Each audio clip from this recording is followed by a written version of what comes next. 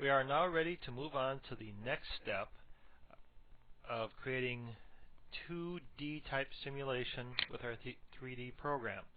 Up until now, the techniques I've been outlining has just been a solid color over another solid color using cell look edges.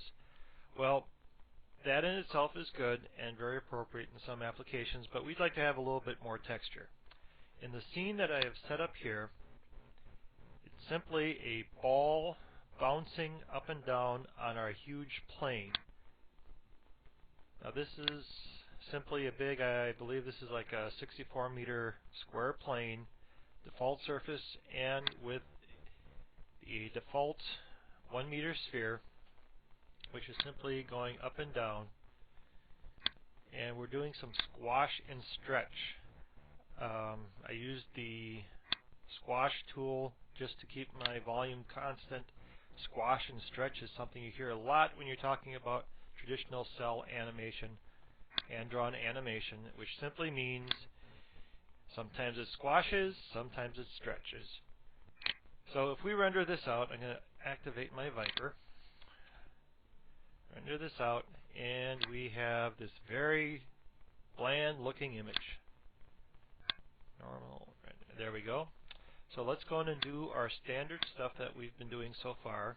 I'm going to make my backdrop completely white. I'm going to make my surfaces also completely white and 100% luminous. So it disappears. Copy that. Go to ground. Do the same thing. We don't need to render this out because we know we're going to wind up with this, white on white. So I'm going to make sure my ball is selected, go silhouette edges, go 2 pixels, render this out, and there we have our ball. Stretching a little bit, and of course in our Viper we're not seeing the cell look edges, so once again white on white with 100% luminous is camouflage. Okay. I'm going to add some texture by using an image map. Later on we'll also be using procedurals. I'm going to start with the image map because I think that will make things a little bit more clear. Now on the CD I have supplied a number of image maps. In this case I'm going to load up one of these brush images. Now this is not a real specific or intense image. This is just something I created in the Paint program with the express purpose to give me something that suggested brush strokes and variations in tone. It's just a grayscale image with a bunch of these slashes on. I believe I used a paper texture, maybe tilted it. You can make your own or use something else or even scan in some brush strokes, which would probably be the best. But right now, this is what I have to work with. You're free to use this image or come up with your own. So there's our image. I'm going to go to my surface editor, select my ball surface. Right now, our luminosity is 100%. So I'm going to replace this luminosity. Let's take that down for now. So we're back to our diffuse. Image map, I'm going to go to front projection and go to brush map. And we'll see right away in our sample, this is what we get. Remember, front projection completely registers the image that we're mapping on as if it was being put into the background image. So if I render this right now, we have something that looks like it was brushed on, like this was almost hand shaded. And as this would move, it's almost like this is the paper itself, our background. Let's advance this a little bit, render this again, and once again it's shaded. It's a little bit overwhelming. It's a little bit more than maybe what we want. Or maybe we do want it that way. Let's see what it looks like if we turn off our cell look edges and render it out. I guess we could have just looked at our Viper window. It kind of defines it. It's a little too precise around the edge, but that's something we'll be fixing later. I'm going to put my cell look edges on. And just for yucks, I'm going to try lightening up my cell look edges. So it's a little more gray. So it's darker here, it looks lighter here. It's okay. Just keeping in mind that, none of this is written in stone. We can play with things as much as we want because in most cases nobody's watching.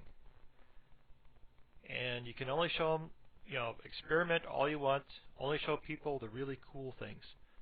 So I'm going to go back to my surface editor, and because I'm working with a sphere, we have the advantage that this sphere looks pretty close to what we're going to wind up being rendering out. Now notice, when I do this, it is not affecting my surface at all. That is because under blending mode normal, it completely overwrites, the image map completely overwrites the setting that we would have here.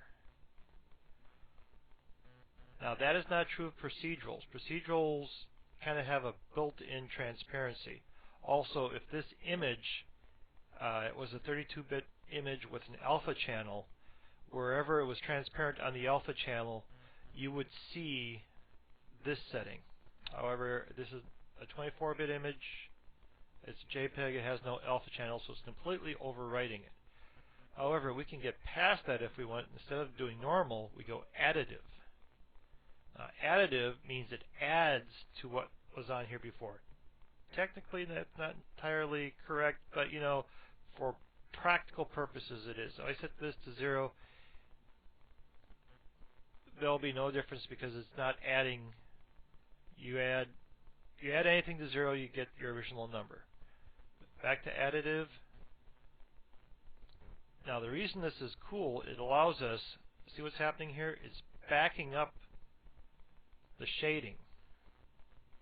It can take it all away because we're adding luminosity to something that's already 100%, and when it's white, when it's solid white, you can't get any whiter. However, if we think, well, we've got too much going on here, my image map is a little too pronounced. One way to back it off is to do it here, or we could go in, reduce our level here, and we have something else going on. Let's see what happens when we combine that.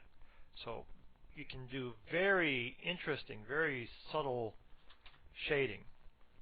Let's put this back to 100, this back to 0, because I also want to show you diffuse plays a role in here. Because because we have some diffuse level, it's still reacting to the light. If I set to 0, it's as if there's no light hitting it at all. There is light hitting it, but it's not having any effect. So I'm going to set this to 100%, and it's backing up. Interesting thing, if I set to more than 100%, we have kind of the same thing going on here. There's slight variations. We can go in, we can play with our settings, and this is something I will spend all day on if anybody lets me, because I just love tweaking my texture settings to just get the coolest look, kind of like that look. Let's see what it looks like rendered out. And I'm thinking that that is a pretty realistic hand shading. It looks kind of charcoal's a little soft, a little edgy. Looks like somebody went in and rubbed it with some charcoal in their finger over some texture paper.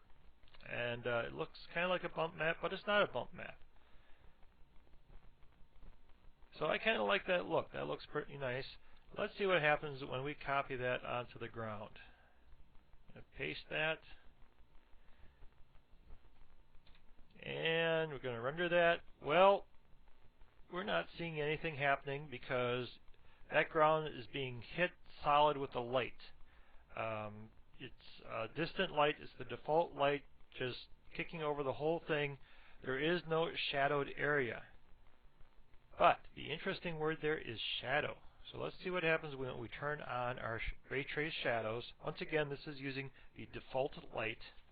I'm going to render this out. Look at that.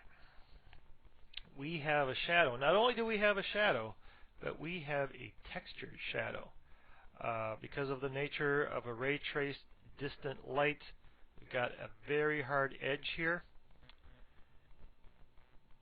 Now we could go in and change our light, but let's see if we can adjust things a little bit using surfaces. Now this again will not show up in Viper because Viper does not show shadows currently at this time. Let's go to our defaults here. 100%, 100% here, and let's see what this rendering will look like. I suppose since we have one solid flat polygon, we can turn off smoothing. Oh my, we have lost it because I set this to additive instead of normal. Okay, so let's take a look here. Well, we're getting in the ballpark. Our ground is got some texture on. It's definitely being shadowed. In this case, I think what we want though is this to be completely solid, a solid color, and just showing up in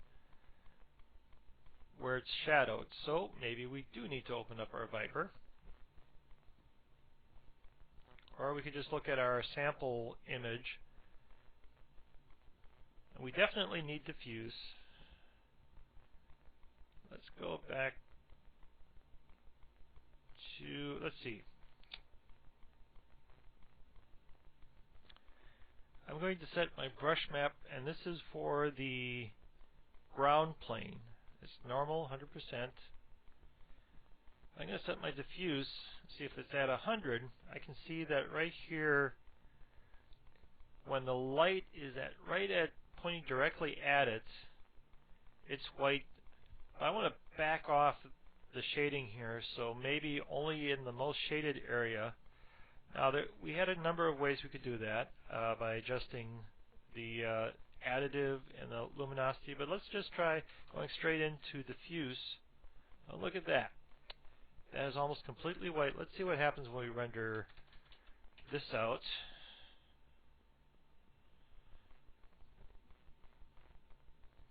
And look at that. We have a nice dark shadow. None of this is being seen here. None of the other shading is only showing up in the shadow.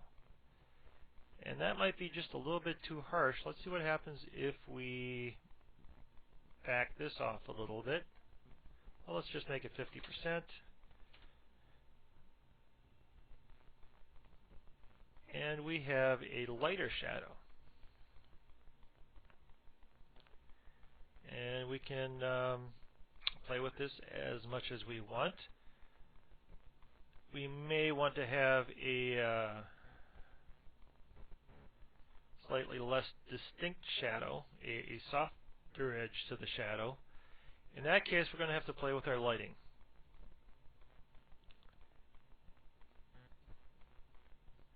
The reason we have such a hard edge shadow is because we're using a ray trace from a distant light. And a distant light will always give us a hard edge shadow. Maybe what we'd like to try is one of the other lights. And let's go into our light properties and switch it to spotlight. Go into shadow map and set our shadow fuzziness to much higher. And let's see what our light view looks like. Well, that might be just about right. Let's see what our results we have here. Oh, interesting. We do have a softer edge, but where the light's not hitting, we have our shading effect, which makes sense. So we have to do a little bit more playing. The easiest thing to do would be just widen out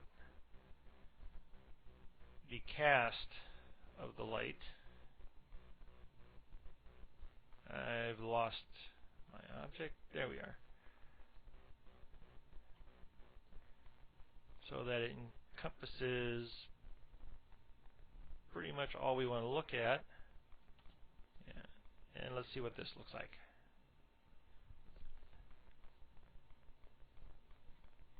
And somehow we have lost our shadow. Okay, we have lost our shadow just because it was hiding underneath the ball. One of the things we might want to do, because we're covering such a wide area, is adjust our light properties. Now you notice when I switch this over to Spotlight, I also selected Shadow Map.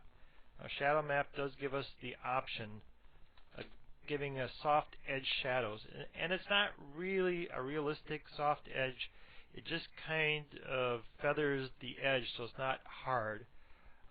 One of the things we're going to do, see, we're covering a wide area, but you know we only want the shadow to be right here.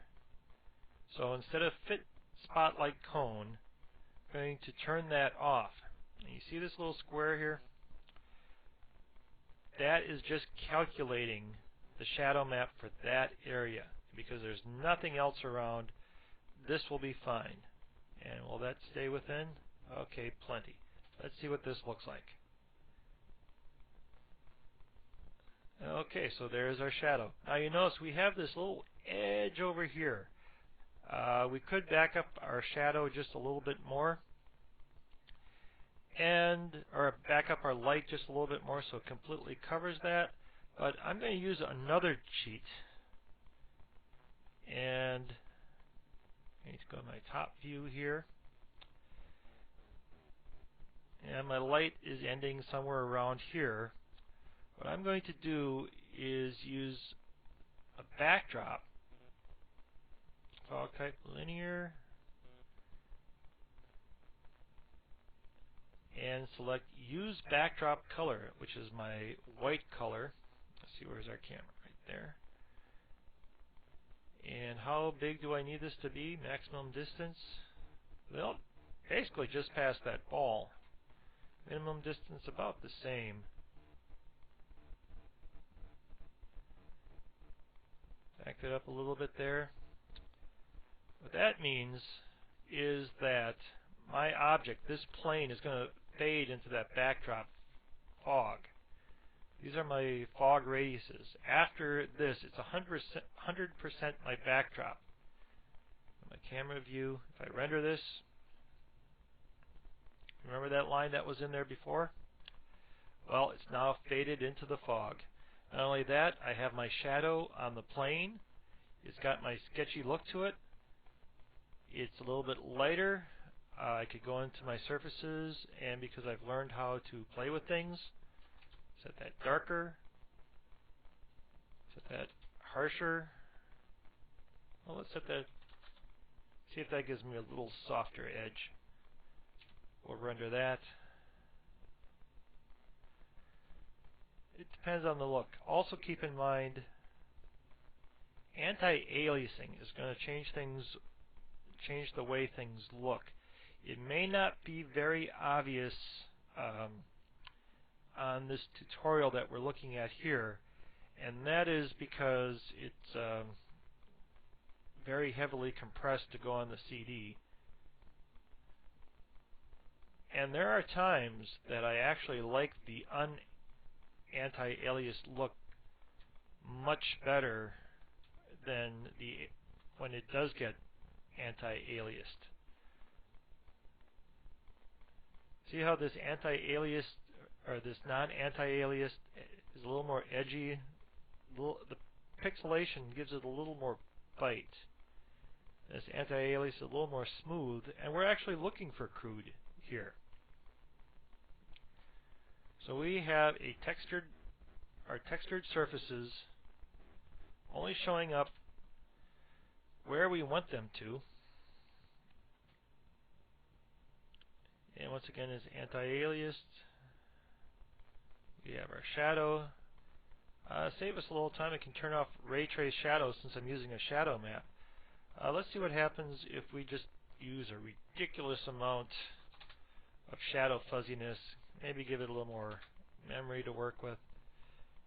We'll try it one more time, and then the next step.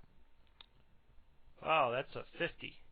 And I can see that is definitely making my shadow a lot softer on the edge here. Something to keep in mind when you're doing this kind of thing, it is really a per job basis, not just the settings or the textures, but the scale, the look. Every time I've done a 2D kind of simulation, I will start with my basic textures, but adapt them along the way. Now, something else I'm going to do here, we've just been working with white on white. I've decided maybe it's time for a color. And how well will that work? I think it's going to work pretty well.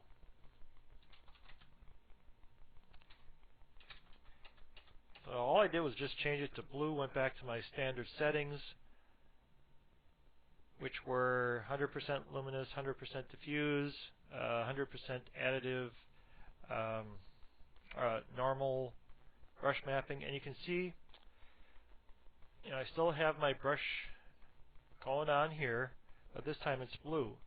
Now remember, before I had set my solid edges to be gray because I had a white ball and I kind of like that look. Well, now it's blue. It doesn't work so well. I'm going to go in and adjust it. Well, let's just go with a dark blue. See what happens there. It might look nicer than just completely black.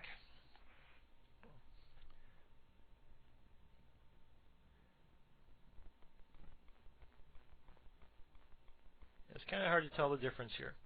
But so we have this. Now, we're just looking at stills here.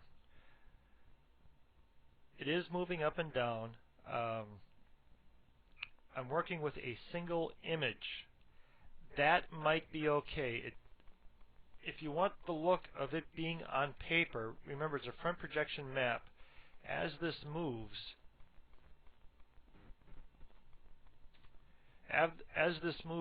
that texture is going to be holding still.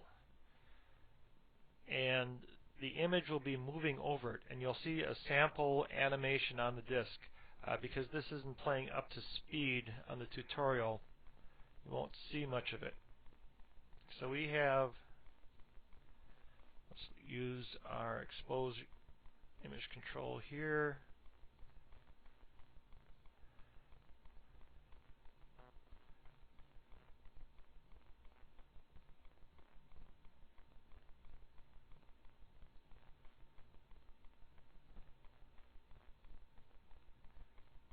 Okay, we want these reversed. There we go.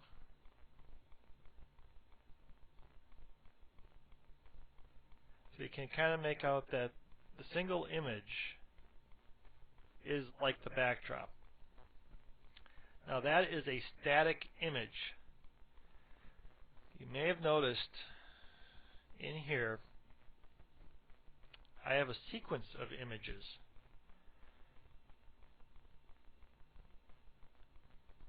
Now these images are very similar. I'm going to switch this from still to sequence.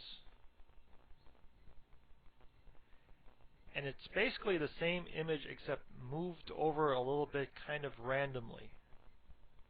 I'm going to tell this to loop. So when this gets rendered, what will happen? Turn off anti-aliasing. Turn on my Viper. What's going to happen when this renders,